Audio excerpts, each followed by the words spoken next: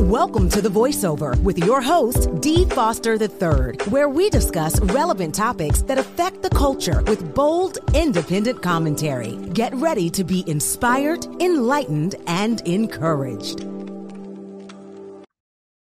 Welcome to the Voiceover Net podcast. I'm your host, Dee Foster III, and I'm so glad you could join us. We got a very special show for you today. So right now, as we get started, I want you to like, I want you to share, I want you to follow, I want you to hit that notification bell so you know when we upload brand new content. We say this is the place you come if you want relevant, entertaining, of course, but informational and educational information. If it's happening in the culture, we are going to be talking about it. At the beginning, I want you again to share this, to like it, put it on your phone so you know when we upload. Yeah, you can do that. You can do that for me. Do that for me. Yes, yeah. And I want to say thank you for those of you who have already subscribed to the Voice of an Ad podcast. And I thank you so much. And all you got to do is free, just like it. Bing, bing, bing, bing, bing. Now, before we get started, I'll introduce our guests. You know, we always have to do housekeeping announcements. Don't say all.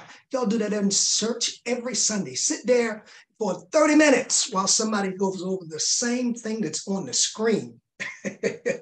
Yes. So, but anyway, I want to remind you every Sunday morning at 7 p.m. Eastern Standard Time, right here on WPBMediaNetworks.com, you can connect with us with what's called the Voice of Hope Connection. It's just a few minutes where every Sunday morning at 7 a.m. Eastern Standard Time, I give a word of encouragement to help you get through the week. It ain't long, it ain't deep. We hit it, we quit it. And then at 7:30, you can connect to our Voice of Healing community prayer call. That number is on the screen. It's a call where people of every faith, every race, every denomination, we have all things in common is that we all need healing in some way or another. And so feel free to jump on that call. You don't have to say anything. That's 7:30 a.m. Eastern Standard Time, each and every Sunday.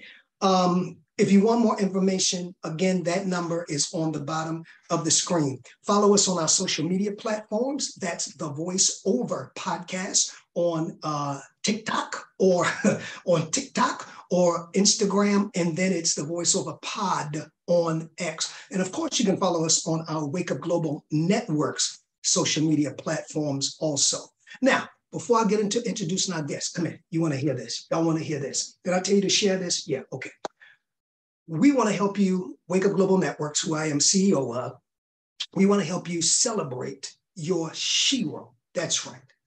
Every year for Mother's Day for the past 3 years, Wake Up Global Networks has been drawing a name of a submission of one of our viewers or listeners who submits to us why we should help you honor your shero.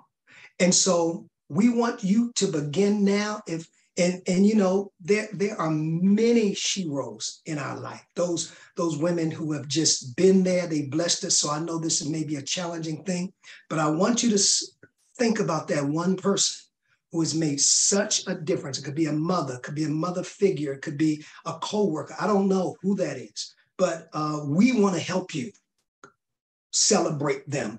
So you can go to Wake Up Global Media or the Voiceover Podcast. Both of those are on Instagram and Facebook on Wake Up Global Networks.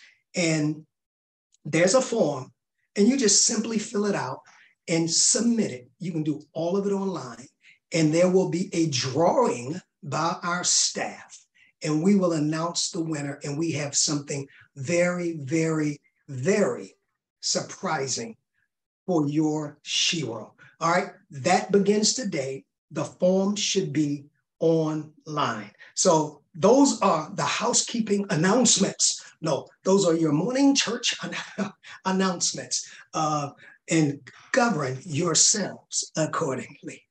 All right, y'all. You know, I've been talking about, besides the last couple of weeks, I figured I'd let y'all recover from the podcast I did on the current and future state of the church.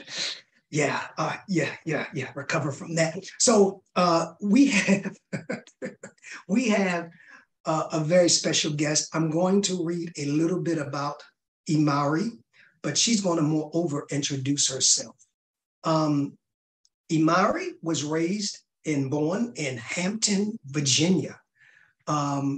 Has always had the love of music, singing from an early age. Wow, as early as 2 years old, her love and passion for singing never ever wavered. She could always be found in the church choir. Isn't that where most of the greats start? Wonder why. Whitney Houston, you can go down the list. Most of the greats, they start in church. She could be found singing in the church choir at church or classical, jazz, and R&B. Though through her vocal gift, she received a full scholarship at the illustrious Elizabeth City State University. God, I wish I could sing like that. I would not owe Howard University to this day. Amen. So, but anyway, y'all know we have fun here. Don't come on here real deep and serious. This is the voiceover now, right? So we this is how we carry. We carry like this, right? So anyway, we don't get serious in a minute. But anyway, so it says that she was a member of the university choir, where she was classically trained as a music performance major. And during her college years, she had the opportunity to open for Deborah Killings and Leandra Johnson, alongside her fellow choir mates. Additionally, she had the opportunity to perform the infamous "I Know I've Been Changed" in front of former Moses Hogan singer, where he named her lungs as steel. And I could go on and on and on, but she's going to introduce herself. I am so honored, as we've been discussing music, the importance of music, the state and the future of music. I thought it not a robbery to have on this human musician. You know, music is inside of us. And I am honored to have Imari, very seriously, on with us on the Voice Over Now podcast. Imari, welcome. Thank you so much for having me. Thank you so much for being a part. What a biography. I mean, you have done so much in just a few short years. And so this speaks to me of the grace of God that is just on your life and your ability to work hard and do what you have to do to see your vision fulfilled. Before we get started in the conversation, I want you to, first of all, I'm sure I left out some things, share a little bit with our viewers, that what you want to share about you, and then end it up by telling them how they can connect you with all of your social media platforms. Yeah, so again, as you've already stated, I've been singing since the age of 2. I have recorded my very first song alongside my mother. Music runs in our family, but my first recording was when I was 9 years old. My mother has some good friends who are in the music industry.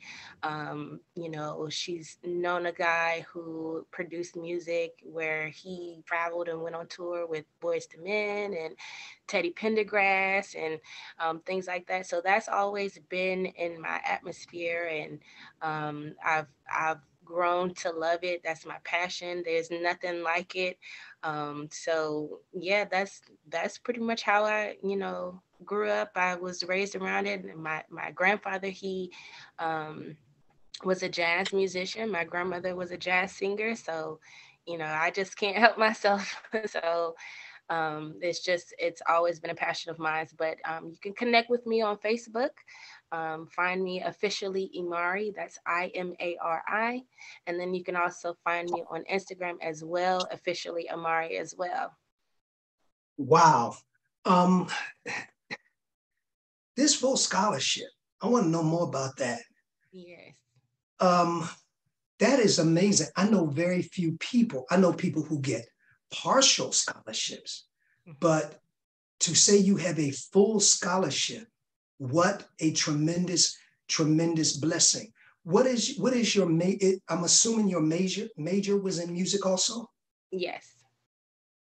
Your major was in music. Now, how can people connect with you? You have a single out, and I want our viewers to make sure they go to your platforms and purchase a copy of your single, because I am big on us supporting our upcoming, our season artist that's making conscious music, music that is ministering to our souls and not diminishing and taking away. So how can people get a hold of you, number one, and how can they access your music? Yes, so if you want to book me to come and do performances, I do, little performances, private performances such as like weddings or funerals. Sometimes people call me to come in for church. There's no limit. So you can reach me via email. That's officially imari@gmail.com. You can purchase my song on Apple Music. It is also on Spotify and YouTube as well. It is called Breathe Again. As you stated, it is my first single as an independent artist. And I'm really excited about it. It's been doing pretty well. So now I can now put on my resume that I am now an international recording artist. So I'm excited about that. That's big for me. Absolutely. Congratulations also. Congratulations. As we get into this conversation about music and the industry and where you're going, give us a little bit about what was your life like growing up? Did you always know from a child that you were gifted and created for music, or was kind of something that you stumbled into? Because both happen to people. Some people just come here with a knowing, but then some stumble into what they're supposed to be doing. How did you discover that this was my gift, music and singing? So when I started, my parents used to record me and my brother. I'm the youngest of four, but my parents, they used to record every little, event or occasion, and sometimes just because moments on their camcorder. And I remember that I was singing at the age of 2. I was singing a Hezekiah Walker song, and my mom, played it back for me, and I'm like really into it, and I'm giving all the emotions, and I was just really feeling it. And she was like, "That's why we started recording you." So, so from that point on, I noticed that, like, even, when I would be in elementary school, I love going to music class. I would get excited. I always wanted to have solos. I even, have been asked to sing the national anthem over the PA system. So it was those moments where I'm like, okay, I can do this all the time with no hesitation. I have no issues with doing it. So that's when I realized at that young age that this was something that I wanted to do for the rest of my life. Now, let's I want you to have not that you won't, an honest moment, because by the way, y'all, this is the cousin. I had to full disclosure. This is the cousin of our great administrative assistant of Wake Up Global Networks, Minister Prophetess Kiera O'Reilly. So I just wanted y'all to know that she's the best. Her and her husband and her whole family. So apple don't fall far from the tree. So they connected. Who was your favorite artist? Okay, I want you to ask me two questions. Who was your favorite artist then?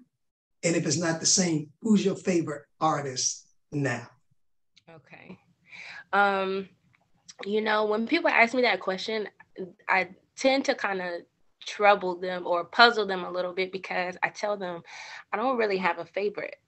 And the reason being is because I am so in tune with many genres, such as like classical music. I can tell you picks from Mozart or Beethoven or Chopin, things like that, and then go over to gospel and tell you who's my favorite, what's my favorite go-to, such as like Mary Mary or Kiara Kiki Sheard or Yolanda Adams, Fred Hammond. Those were my go-to then. I used to use classical music to study and do homework with, and I started picking up when I recognized that I had an ear for music, not just a gift for music, was when I would listen to classical music. And I would get on my mom's keyboard and start trying to figure out how to play certain songs. And my first song that I learned how to play on my own was Moonlight Sonata. And so that's where that kind of like started. And then when we go into like the old school, Anita Baker and Luther Vandross and people like that, and then when we go into the neo soul, we talk about India Ari and Jill Scott, and then the contemporaries and such as like Jasmine Sullivan or Music Soul Child. Those were all my go-tos and still kind of are my go-tos today. But in terms of a new artist that I am kind of like on a wave with is an artist named Masego. And he does phenomenal work. He is very creative. And little did I know that he actually is from the area where I'm from. And he actually went to college with a couple of my classmates that I grew up with. So I thought that was pretty awesome. He's from Virginia. I feel like when it comes to music, a lot of great artists comes from Virginia. So from them Hampton Roads be turning them out. Really, yeah. They do. Yeah. I'm like you. I like peculiar music. I'm not into mainstream of anything. Mm-hmm. There's a sound I look for. I'm not really a lyrical guy. It's a sound. So when Jonathan Reynolds first came out with his guitar, right? And everybody was like, oh, he not gonna, I'm like, no, this dude got some. He got a sound. Now, lyrically, that's your opinion. But and when you mentioned India Irie, for me, there's a particular sound that I listen to. So it sounds like you kind of the same thing, that it's not necessarily lyrical, but what are those sounds and I used to do the same thing in school, because there's something about, you mentioned classical music is proven, it stimulates the brain. As a matter of fact, they said it's good when you put classical music when a baby is trying to sleep, that you play classical music, because that kind of sound, again, is wiring the brain. And I always say that God has a sound, and sound is very important. Every generation, like you, I listen to your music, you have a sound of the current generation. And I think artists come into their giftings based on the sound that they bring to us. What is your thinking on the sound piece versus the lyrical piece? Yes, I agree. When it comes to the sound, I tend to dissect. So when I listen, I'm listening to specific parts, or how did they do this, how did they articulate this, what dynamics did they use, and why did they place it there, to try to understand the song. And then I go back and I listen to it again, and then I listen to the different moving parts, such as like the backgrounds, or the main vocals. And I feel like that's important to be able to connect with a song. And I think that a lot of the times, a lot of people don't do that.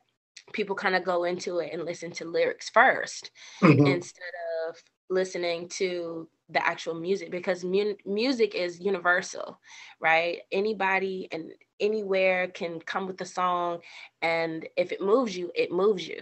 Mhm. So I think that's important for people to kind of listen to the sound, because they miss it, so. With Imari, with all that's as we take a turn, with all that's going on in the music industry today, and we know, unfortunately, there's the P. Diddy situation, there's Cassie, there's a whole lot of stuff going on in the industry that's coming out that, for years, certain things have been rumored. And that's why there have been artists who've gone independent. And we'll talk about that in a minute. But as a artist, and not just a gospel artist, but an artist that you are, with access to all genres of music, what is your thought about some of this? And is it surprising that this is coming out?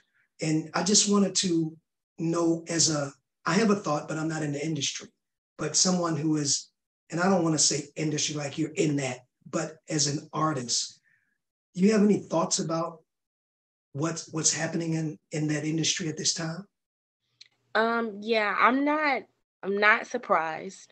And the reason being is because when I was in high school, roughly about my junior or senior year, I was trying to get in tune with writing.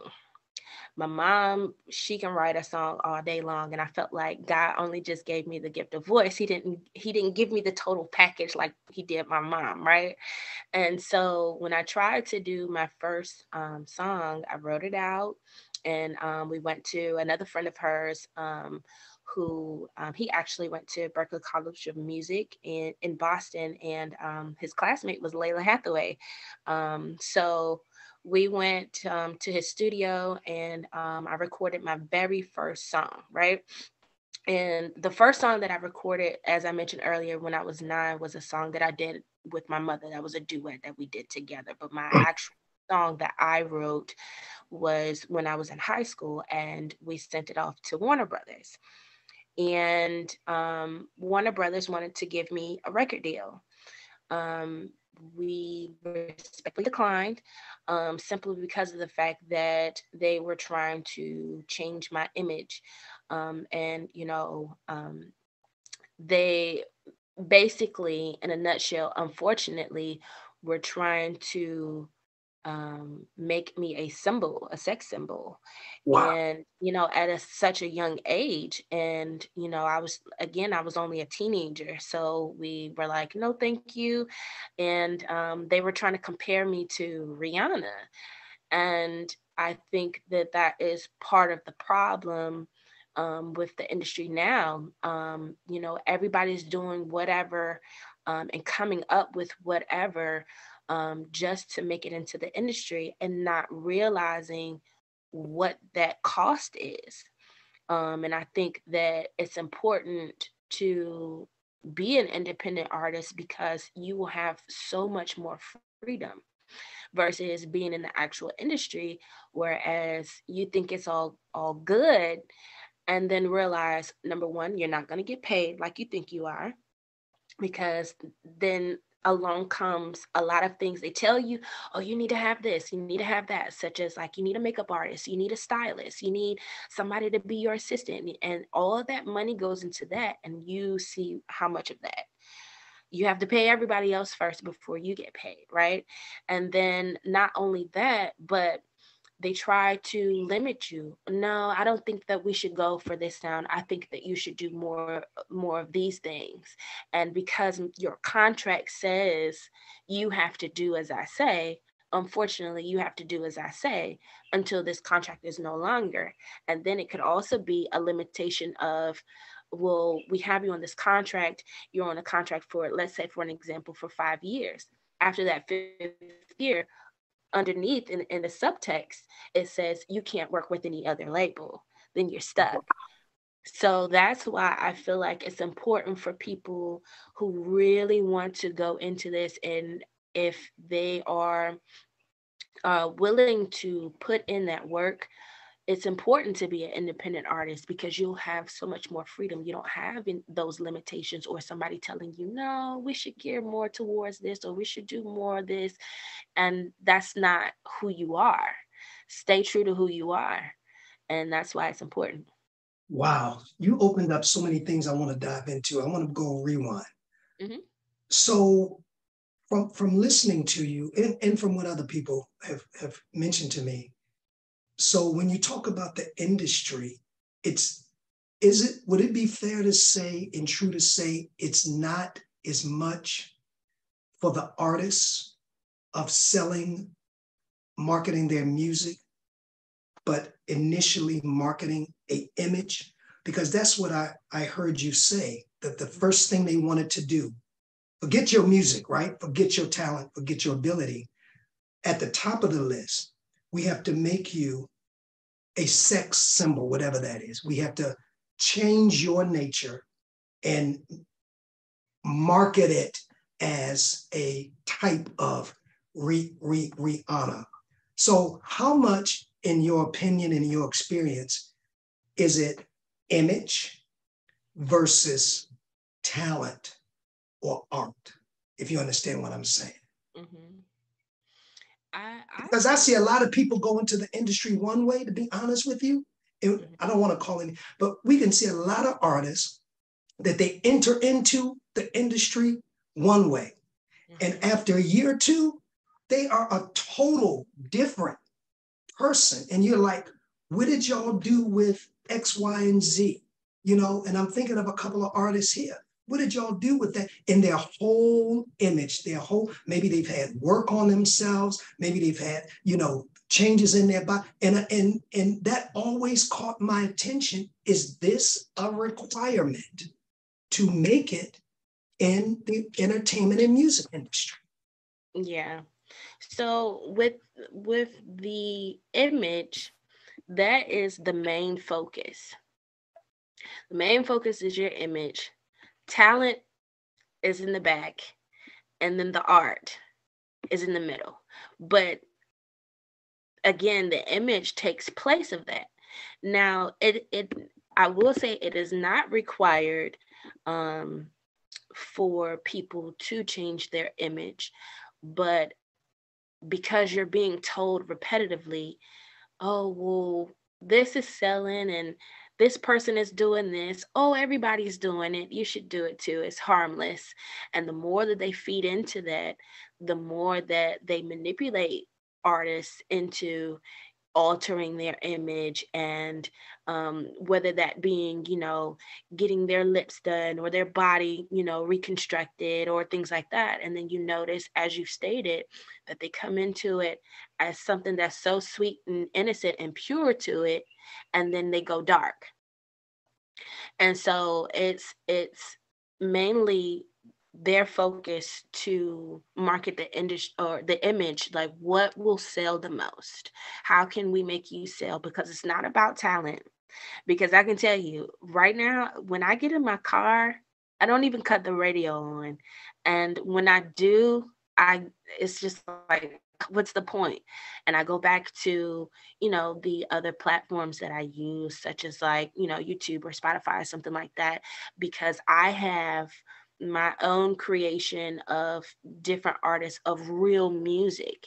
Because these artists now who are in the industry, that half of the time you don't know what they're talking about, and then when you do recognize what they're talking about, it's like is that what I want my children to listen to? Is that what I want the lesson to be about? Like, are we about hatred, or are we going to talk about love, like, or are we going to bring light to certain things, and talk about what exactly are we talking about in this music? And so that's why, again, when I get in my car, I don't even cut the radio on, because it's not even about talent anymore. It's about what's catchy and what will profit, pretty much.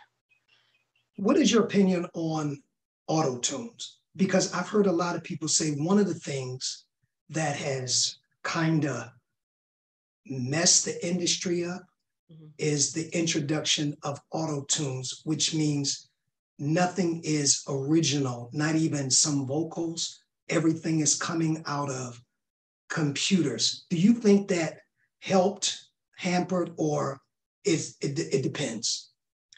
I feel like it depends. It depends on how it's being used and how often it's being used. So if you have an artist, for an example, the artist T-Pain, he tends to use auto-tunes a lot. And that's why everybody was in a complete shock when he performed live. And they were like, oh, he can actually sing for real. Like, he uses it to kind of amplify or manipulate a certain sound into the song. So I understand why he does it. I do think that he doesn't really need it. But some people tend to, for lack of a better term, abuse that. And it can be misleading to those who don't have real talent, versus someone who does. So it's just, if I'm going to be completely honest with you. Right. I want you to. Yes. Yeah. So a lot of people, they tend to manipulate it. So it depends on how often it's being used. Okay. Yes. Okay. Good. Because that's been my thing, that you very seldom you get to hear a artist's rare talent anymore, because auto-tune, or musicians, auto-tune has really come in. And I think, like you said, it depends, but for the most part, I think it has really changed the industry, where it's an industry where talent is not. I look at, if I'm gonna just be transparent, sometimes, and maybe you can help me with this, I'll be wondering, I'll listen to a song and I'll listen to the voice and I'm like, who did they know? Or what did they do to get on this label and then to get their music played? Who did?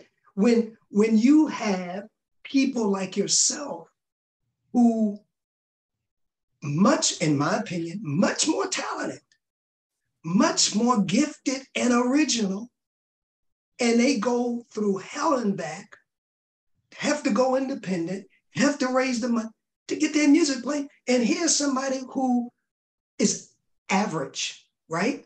Average. And you hear their music. I used to work at a particular radio station, so I know about the spin cycle, how often your music plays, depending on where you're coming out at the chart. And once an hour, if you listen to that station, their music is coming out. Talk about that.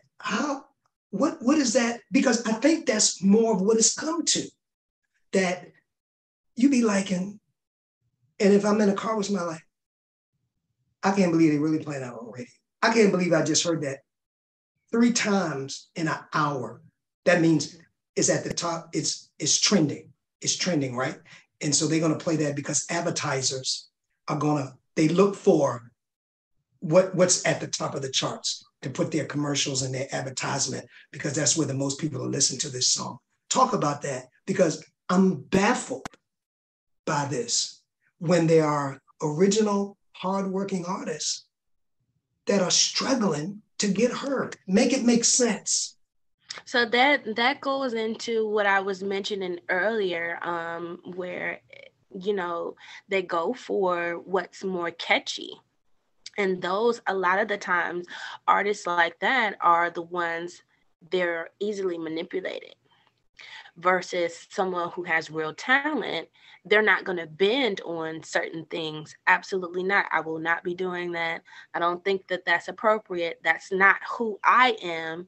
I don't want that to be portrayed as such. So I will not be doing it. Then it becomes, oh, this person is hard to deal with. This person is hard to work with. Oh, we're not really going to give them much airplay versus somebody who's willing to do any and everything to get to the top with no real talent because they're easily manipulated. And that's why a lot of the times you hear things that are absolutely ridiculous, and they may not be saying nothing at all, and they may be saying too much, on a record, and that's why they get played the most. How does, and you touched it, how does a person sell millions of CDs or whatever, streams, perform, and end up broke in the industry? I mean, you're at the top of the charts. Mm-hmm. Everybody's singing your music. Every time we turn on the radio or whatever, we're hearing it. And then at the end of the day, you have no money. And yet you're signed to a label. You've been marketed, you've been promoted, you've been distributed. How's that happen? So basically, it's in stages, right? So when you go in and you have a producer. The producer creates the music, creates the sound. You go in with your lyrics. Now it depends. It depends on if you are the writer yourself or if someone else is writing for you. So if you are the writer yourself, okay, well, you're going to get a portion of that, but then you also have to think of who's mixing the music, the sound, to edit some of the things, and then who's mastering, where it's going to be clean cut, and this is how it's going to play. It's going to sound really good. After all the final edits and after all the playbacks, you have to pay that person. Then after it goes from being mastered, we have to now distribute the music, whether it's being distributed for streams or, back then where everybody was doing CDs, and things of that nature. So you have to think about where it's all going to, and it's being distributed. You have to pay the person to do that for you. Then you have to go into marketing yourself so that people can go and listen to your song. So now we're paying the marketer, and then now trying to promote this song to get more plays, but not only that, to be able to perform so that people can come out and purchase tickets to come to your concerts to hear you perform that particular song. You now have to pay a promoter. You also have to pay the venue. There's a lot of things that go into it, and that's why you tend to see artists go on tour for so many days. And you're like, well, they were just in New York yesterday. How are they all in California today within 24 hours? That's why they work overtime a lot, because they have to compensate for all the people that they had to pay before they got to where they are. So the artist basically, if I'm interpreting what you're saying correct, is the last person to get paid then, basically. Yes. Wow. You are the last person to get paid. And that's why a lot of people, they tend to go broke or they file bankruptcy, because all their money is being distributed. Because again, you have to think of the different stages that you go through to get to where you are, and then all the people that fall under that umbrella. And then you think about makeup artists, you think about having a stylist, you think about having a driver, or musicians, you have to pay your band, or if you have background singers that come along with you, you have to pay them. You there's nothing that's given to you for free. And they make it seem like everything's covered. We're going to give you an advance, we're going to do this for you and that and for you, but because we came out of our pocket to finance it, you have to pay us back. So however many sales you make and how much you get paid for X amount of sales, that money comes back to me. You will never see a penny of it. And that's why a lot of artists go broke. What did you feel like when you declined Warner? Did you ever get to the point where you regretted declining to sign with Warner and say, I should have? Or are you glad that you made your decision? Initially, when I found out that they were trying to change my image and they wanted me to be more like someone else, no. And I'm gonna be transparent. When they told me, or told the person who was conducting for me, he stated, they say you sound like Rihanna. And during that time, I had no interest in Rihanna. I felt like she had no talent at all. She could not sing, in my opinion, and everybody else loved her. So I was just like, oh no, I don't sound anything like her. I don't want to change anything about me. I don't want to be like her. And then, of course, naturally, years later, I felt like, well, dang, what would life be like now for me if I did say yes, but I'm still grateful that I didn't, because again, seeing throughout the years, because I'm very observant, and I tend to like to study and see what's actually happening that everybody else is missing. And I've noticed that some people aren't really progressing, and they're pretty much doing the same things over and over and over again, and they're singing the same songs, and they haven't created anything new. Why is that? Well, because they don't have the finances to back it. So that's why they have to, again, keep working so hard. And it's just like, I don't want no parts in that. I don't want to fall in that category of, going into the industry and then I'm not getting anywhere. And a lot of people, used to tell me all the time or ask me, you should do American Idol. You should do The Voice. And I would, at first, of course, I'm like, yeah, I would love to audition and be on the show. But then as I started watching, you notice from the beginning of time, each artist who final in the last round and won the actual American Idol, they always mention about having a deal with Ford. They get a car, they get, they do a song, or they get signed to a label or what have you. But you notice it stopped after they won, and after it Mm-hmm. aired, you don't hear nothing else from them. You don't see them anywhere or anything. I feel like Fantasia was the only one who really pushed for it because she really wanted it. And that resorted in, she got her limited contract, she did her music, and then after that she fell off. And then the next move that she made was she got on reality TV for a little bit. And then the next move she made after that, because that started becoming detrimental to her family dynamic, she didn't want to do that anymore. So the next move she made was, now I'm going to start doing Broadway. And she did Broadway for quite some time. And then the next move she made was, okay, now I'm going to re-release some new music. And she did that in the midst of her Broadway before she completely stopped doing it. And so that was something that I recognized early on, that it's not worth going to these TV shows who make it seem like we're trying to help you. It's only for their entertainment, Mm-hmm. for their sales, and yeah, to get you exposure, but that exposure only goes but so far. So that's why I've never wanted to or had any interest in doing things like that, because what's the point? I want to commend you. I said this in our pre-conversation a couple of weeks ago when we first met.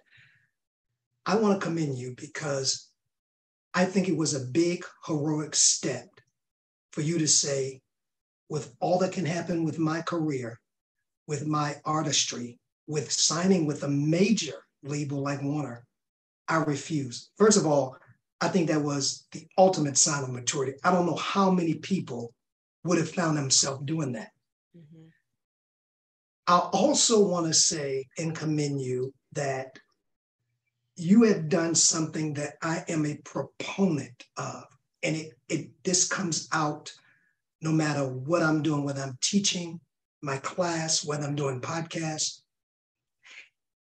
I am begging people almost that we are in a time where you must own your artistry and your voice. Mm-hmm. It is key. Yes, as you and I talk, and as we close, I'm going to let you expound on it from a personal experience. But as you and I talked, it can take longer. It's more difficult because when you're with a label, they put the money behind your promotion. When you're with a label, they negotiate with radio stations to get your music played. And of course, the more your music is played, the more your music is heard. The more your music is heard, the more your music is bought. So that's a given. You get put on tours, you get on other people's platform. So you get all of those bells and whistles. But, and I guess this comes out of my prophetic insight, at the end of the day, as you have so craftily laid out for us today, you don't even own you. Mm-hmm. You don't own your music. One of the things I loved about Prince is after Prince went through that thing with his label and he had to change his name to get out of it, Prince said he would not put anybody on his labels, and this is a whole different stuff, that didn't own their masters, because that's where the power is, owning your masters. Mm-hmm. You laid it out. You don't own anything. And I am a proponent, because of the times I believe we live in, that we must begin to take ownership, whether it's artistry, whether it's music, whether it is ministry, whether it is a business. I believe the word today is ownership. Ownership is the longer route, right?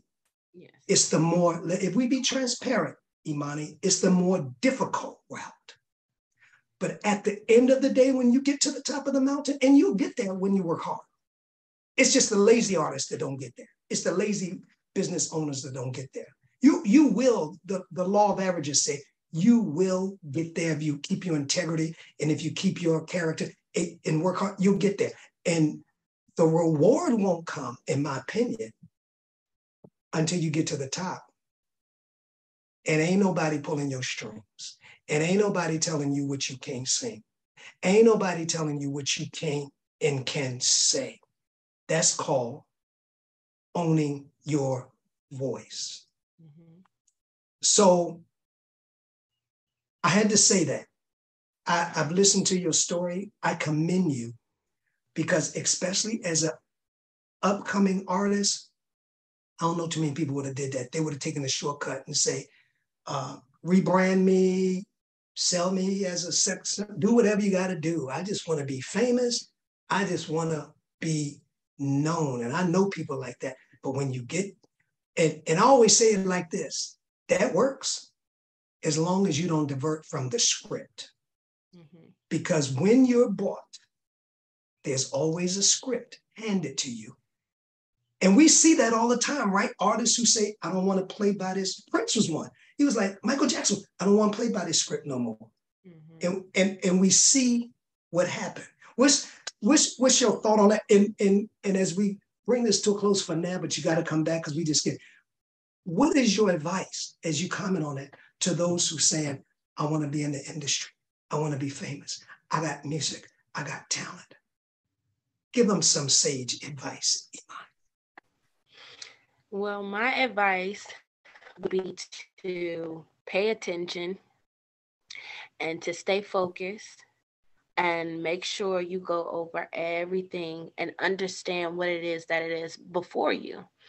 And if this is something that, something that you think that you want to do, go for it. But make sure you have a clear understanding of what it is that is before you, because so many people miss that. And it's because they're so quick to just write on the dotted line. If you have an inkling that something doesn't feel right, or that's not something that I would necessarily do, I would not recommend you doing it. Simply because at that moment, again, as you've stated, you don't have ownership. You have ownership. You don't even have ownership of yourself. And a lot of people don't know that, or they don't understand that. And so if you ever want to go into the industry again, you have to make sure that you understand what it is that it is before you, and that you are willing to make that sacrifice. And if that's not something that's for you, don't do it. It's always better to be an independent artist. As I mentioned before, Masego is a new artist that I've come to love over the last about 5 or 6 years. He did a song, and it was called Tadao, and that song blew up. And he did an impromptu on that song, and that song blew to past his imagine. And he's now traveling the world. He's created other music. He's even had opportunities to record alongside some other known artists, whether that be, some reggae artist, or from Jamaica, or somebody that's kind of known that may have been on TV before. He's been traveling overseas. He's been traveling over to the islands, the UK, all of those things, all because he stood his ground and remained an independent artist. And his one song surpassed anything that any other artist in the industry could have done. So that's something to think about and to consider. If you want to be on that path, then your best bet would be to be independent, where you can have ownership of not only yourself, but as well as your music, so you can be able to freely do what you please, and to share yourself as well as your music to the world. Wow, we got to have part 2 on this. We just jumping into this. And I just want to say thank you so much for being on. Thank you for being transparent. I want y'all to go hit her up, go to her platforms. If you just coming in, rewind to the beginning, watch the replay. She gives all of her information, how she can be contacted. And I want you to support. And that's a part of it too. When artists have the gumption and the courage to go independent, then we have to support them. That's the other piece. Since they don't have big labels, advertising, marketing behind them, then it's up to us. So I want you to rush right now to her websites, okay? And I want you to download, go to Apple. I think she said, was it Apple? Spotify and YouTube. Exactly. And pay for her music. That's right. That's what that's the part 2 we got to talk about. Okay, if an artist is going to be free enough to be there and own them, they have to have financial support. Every vision needs provision. So I want you to go over and show her some love and make comments and encourage her. Imari, we're going to have you back. I want to say this prophetically. With all that's going on in the industry, unfortunately, many lives are being torn apart. There's a reckoning that's happening. But I see in the distant that this is going to bring a much needed change to the music and entertainment industry. That after all of these, and I'll say it, and I did a video on this, gatekeepers are exposed. I'm believing that people with integrity, character are going to be prophetically put in positions over these, and even an emergence of new labels, that people can feel free to come into the industry without worrying about abuse, image change, manipulation, and domination. I'm telling you. And I think that this awful thing that we're going through with seeing the exposure of what we've been knowing that's happening, but now is the time that it is being revealed. It's going to move some of this aside. It's going to move the casting couch aside. You don't have to sell yourself to get your talent recognized. And I believe that this is a part, and not to turn real spiritual, but this is practical. This is a part of, in the kingdoms of this world are become the kingdoms of our Lord. And I think it had to start with one of the most influential industries in the earth, music and entertainment. So I'm so glad you ain't give in. I'm so glad you, and I'm just joking when I'm saying this. I'm so glad you ain't get 666 on your forehead, right? It's been a pleasure. I want to say thank you so much. I'm so grateful to Prophetess Kiara for just connecting us. And I'll be in touch soon because there's a part 2, because we still got to talk about what your vision is for we just got into the flow, right? And there's so many areas that I still want to touch. So I want to say thank you so much. May God continue to bless you. May God continue to give you the resources that you need to get your voice heard and to, more importantly, get your message out so that you can continue to heal humanity and continue to bring life and joy to all of those of us that listen. Thank you. Thank you so much for having me. It was a pleasure. The pleasure was all ours.